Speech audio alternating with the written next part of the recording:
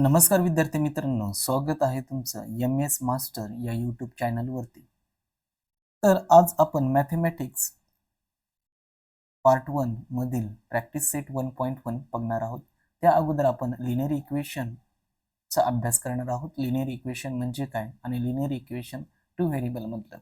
In equation contain two variable and degree of each term containing variable is 1. आता ह्या linear equation मध्ये for example तुम्हाला इथे एक लिनियर इक्वेशन दिलेलं आहे 3x - 4y + 12 = 0. आता एक लिनियर इक्वेशन आहे. आता या लिनियर इक्वेशन मध्ये काय दिलेले आहे? फर्स्ट कंडिशन की लिनियर इक्वेशन मध्ये दोन व्हेरिएबल असणार आहे. x आणि y हे दोन व्हेरिएबल आहेत. आता व्हेरिएबल साठी तुम्ही अल्फाबेट मधील कोणतेही लेटर यूज करू शकता. दोन व्हेरिएबल दिलेले आहेत आणि प्रत्येक टर्मची डिग्री तुम्हाला त्या ठिकाणी 1 असायला हवी. आता याच्यामध्ये टर्म या इक्वेशन मध्ये 3 आहेत. ही एक टर्म आहे, ही एक टर्म आहे 3x - 4y ही एक टर्म आहे प्लस 12 ही एक टर्म आहे. आता या इक्वेशन मध्ये तुम्हाला 3 टर्म दिसतील आणि प्रत्येक टर्मची डिग्री तुम्हाला प्रत्येक टर्मची डिग्री तुम्हाला 1 असायला हवी. कंडिशन आहेत लिनियर इक्वेशनच्या. आणि त्याच्यानंतर द जनरल फॉर्म आहे लिनियर इक्वेशनचा, तो असा आहे ax + by + c = 0. हा जनरल फॉर्म आहे. तर abc is a real number. या ठिकाणी जनरल फॉर्म मध्ये तुम्ही बघता की इथे a आहे, b आहे आणि c आहे. आता या ठिकाणी जे abc आहे त्या जागी रियल नंबर असणार आहे. मग आता रियल नंबर म्हणजे काय? सर्व पॉझिटिव्ह संख्या, सर्व निगेटिव्ह संख्या आणि 0 हे सर्व मिळून रियल नंबर होतात. दुसरं सांगायचं ठरलं की तुम्ही 8वी 9वी मध्ये एक लाईन ड्रॉ केलेली आहे, नंबर लाईन मध्ये तुम्ही सेंटरला 0 घेता आणि या ठिकाणी या राईट हँड साइडला तुम्ही सर्व पॉझिटिव्ह संख्या लिहिता 1 2 3 4 आणि लेफ्ट हँड साइडला -1 -2 -3 -4 अशा संख्या लिहिल्यात आपण 9th स्टँडर्ड मध्ये.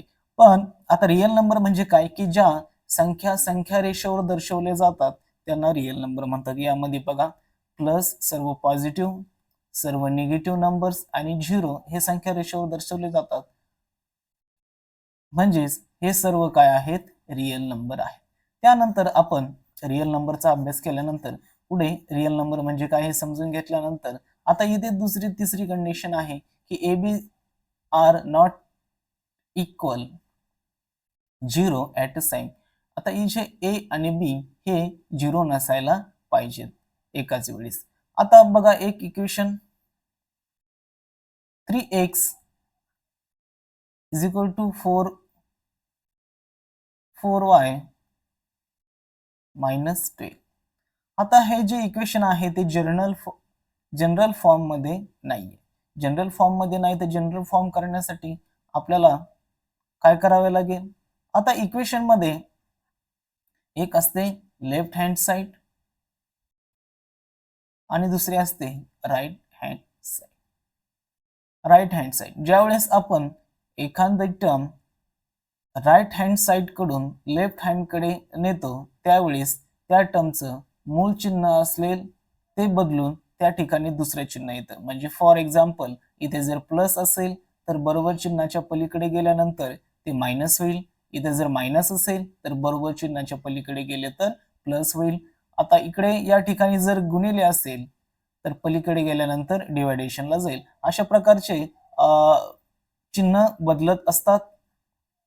त्या ठिकाणी सांगितल्याप्रमाणे आता LHS साइडला 3x आहे आणि RHS साइडला 4y - 12 आहे.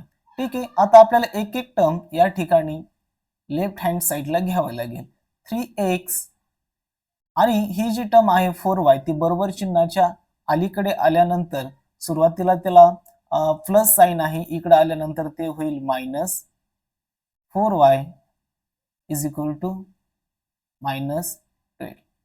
आता एक टर्म आपण या ठिकाणी घेतलेली आहे -4y. आता एक टर्म बरोबर चिन्हाच्या पलीकडे राहिलेली आहे ती पण आपण या ठिकाणी घेऊया बरोबर चिन्हाच्या अलीकडे. 3x minus 4y is equal to इकडे आल्यानंतर ते 12चं साईल होईल प्लस 12 आणि या ठिकाणी काहीच राहिलं नाही म्हणजे इज इक्वल टू 0. आता हे स्टँडर्ड फॉर्म आलेला आहे किंवा जनरल फॉर्म आलेला आहे लिनियर इक्वेशनचा. हा लिनियर इक्वेशनचा जनरल फॉर्म झालेला आहे. ठीक आहे, चला तर पुढे एक ऍक्टिव्हिटी दिलेली आहे, ती ऍक्टिव्हिटी आपण करूया. इक्वेशन दिलेलं आहे, complete the following table. Equation दिलेले आहेत टेबलमध्ये आणि आपल्याला ते लिनियर इक्वेशन टू व्हेरिएबल आहे की नाही हे आपल्याला शोधायचं आहे, सांगायचं आहे येस किंवा नो. आता की नंबर 1चं जे इक्वेशन आहे, पहिली कंडिशन आहे की लिनियर इक्वेशन मध्ये आपल्याला 2 व्हेरिएबल असायला हवेत. ठीक आहे, 2 व्हेरिएबल आहे आणि प्रत्येकाची डिग्री 1 असायला हवी. ठीक आहे, हे तिन्ही कंडिशन आणि रिअल नंबर असायला हवेत.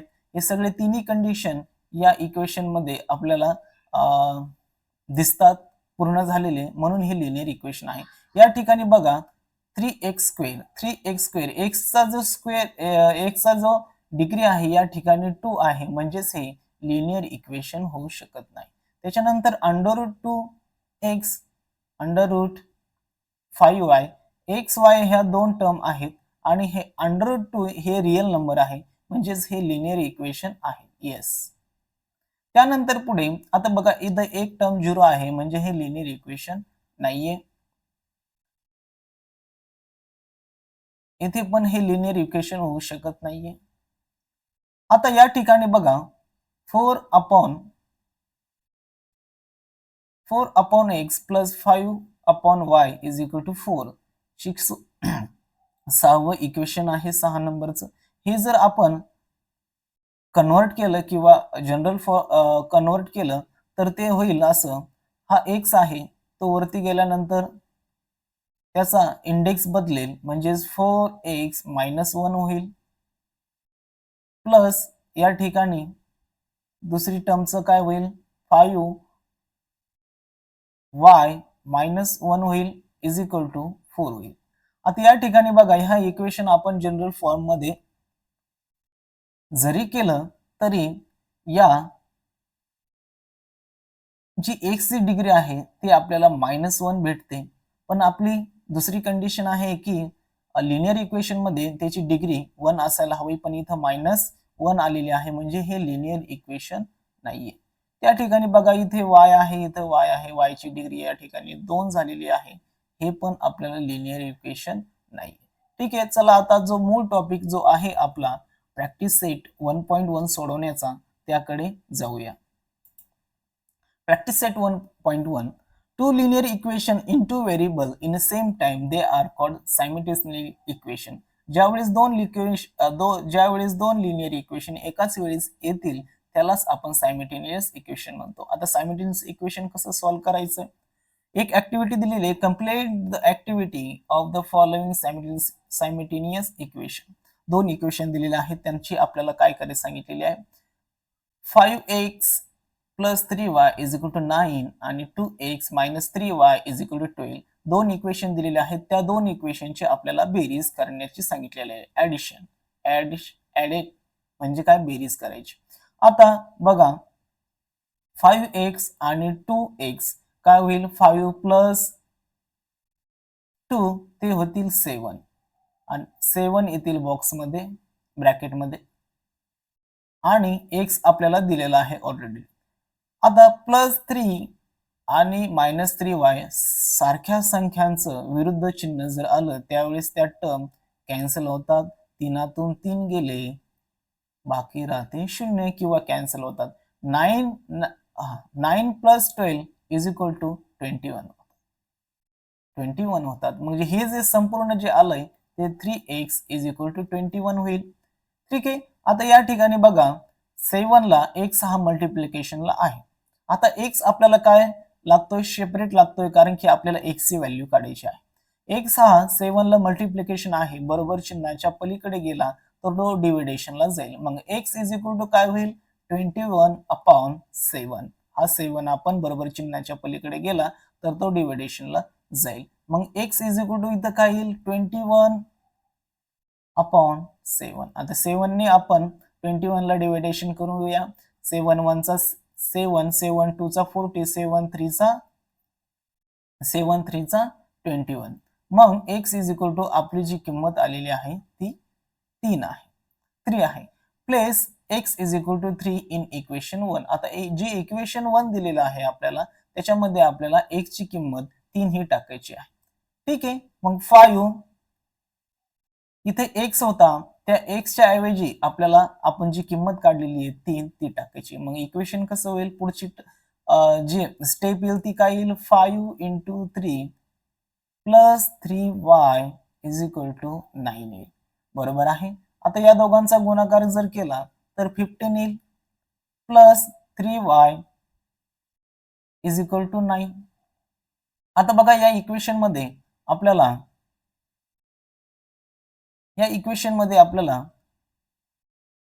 3y सेपरेट लागतोय किंवा y सेपरेट काढायचं आहे म्हणून ही जी टर्म आहे प्लस 15 हे बरोबर चिन्हाच्या पलीकडे गेल्यानंतर मायनस होतील. इकडे प्लस असेल तर पलीकडे गेल्यानंतर मायनस होतील. इकडे मायनस असेल तर इकडे आल्यानंतर प्लस होईल. मग आपण हे पुढची स्टेप लिहूया 3y is equal to 9 minus 50.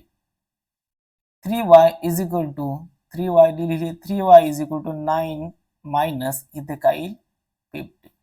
आता 9 मधून 15 घालवले 9 मधून 50 घालवल्यानंतर काय उत्तर येईल 39 इज इक्वल टू 6 येईल. पण नुसतं 6 येणार नाही तर -6 येणार आहे. -6 काय तर बेरजेचं चिन्हाचे नियम आहेत की एक प्लस असेल आणि एक जर मायनस असेल तर वजाबाकी करून मोठ्या संख्येचं चिन्ह द्यायचं असतं. 6 या ठिकाणी आपण उत्तर लिहिणार आहे. मग इथं आलं 3y is equal to -6. 3y is equal to -6 आलं. ठीक आहे. त्याच्यानंतर पुढे आता 3y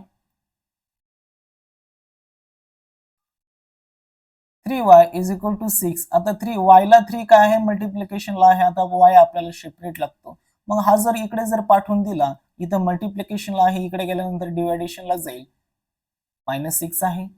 मग इथे फक्त राहिला y is equal to -6 upon 3 आहे. मग 3 ने आपण काय करणार आहे भाग देणार आहे डिवायडेशन करणार आहे. 3 1 चा 1 3 2 चा 6 3 2 चा 6 2 आलंय. पण भागाकारामध्ये एक जरी संख्या मायनस असेल तर उत्तरामध्ये पण आपल्याला मायनस लिहावं लागतं. हे चिन्हाचे नियम आहे. y इज इक्वल टू किती आलं मग -2. मग x ची किंमत किती काढली आपण 3 आणि y ची किंमत किती काढलेली आपण -2. पुढे